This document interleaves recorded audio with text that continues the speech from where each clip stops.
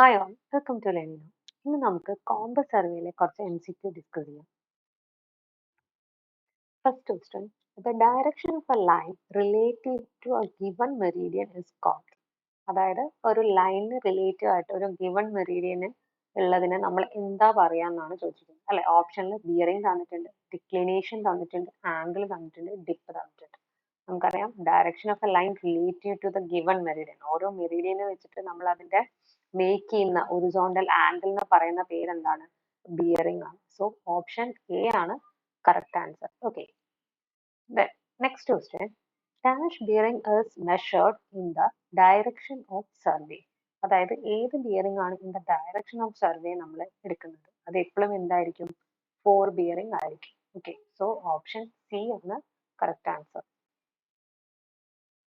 Next, in a reduced bearing system, the bearing is measured from. എപ്പോഴും reduced bearing സിസ്റ്റത്തിൽ നമ്മൾ bearing എടുക്കുക എന്ന് പറയുന്നത് എവിടെ നിന്നായിരിക്കും? നമ്മൾ ഹോൾ സർക്കിളും ക്വാഡ്രന്റലും പഠിച്ചു അല്ലെ. അതിൽ ക്വാഡ്രന്റിനെയാണ് നമ്മൾ റിഡ്യൂസ്ഡ് ബിയറിംഗ് എന്ന് പറയുന്നത് അല്ലെ. അപ്പോൾ ഈ ക്വാഡ്രന്റലിൽ നമ്മൾ എപ്പോഴും ബിയറിംഗ് എടുക്കുക എന്ന് പറയുന്നത് whichever is nearer എന്ന് പഠിച്ചിട്ട് അല്ലെ. സോ ഓപ്ഷൻ എ ആണ് കറക്റ്റ് ആൻസർ, നിയറസ്റ്റ് വൺ. അതായത് നോർത്ത് ആവാം, സൗത്ത് ആവാം, nearest one. Okay, option A ആണ് correct answer. Next, the bearing of a line AB as shown below is represented in reduced bearing as. അപ്പോൾ ഈ തന്നിരിക്കുന്ന സൈഡിൽ diagram തന്നിട്ടുണ്ട്. ഓക്കെ, അപ്പോൾ അതിൽ ചോദിച്ചിരിക്കുന്നത് ലൈൻ എ ബി എങ്ങനെയാണ് റെഡ്യൂസ്ഡ് ബിയറിംഗിൽ ഷോ ചെയ്തിരിക്കുന്നതെന്ന്. അതായത് ഇവിടെ മാർക്ക് ചെയ്തിട്ടുണ്ട് മേക്കിംഗ് ആംഗിൾ എന്ന് പറയുന്നത് 30 ആണ്. സോ ഇത് എവിടെ നിന്നാണ്? സൗത്ത് ടു ഈസ്റ്റ് ആണ്. അപ്പൊ നമ്മൾ ഇതിനെ റെപ്രസെന്റ് ചെയ്യുക എങ്ങനെയായിരിക്കും?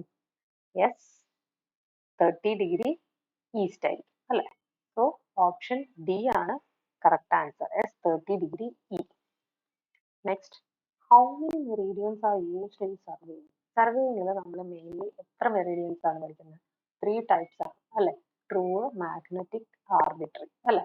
അപ്പോൾ ട്രൂ മെറീഡിയൻ ഉണ്ട്, മാഗ്നറ്റിക് മെറീഡിയൻ ഉണ്ട്, ആർബിട്രറി മെറീഡിയൻ. സോ 3 ആണ് കറക്റ്റ് ആൻസർ, ഓപ്ഷൻ സി.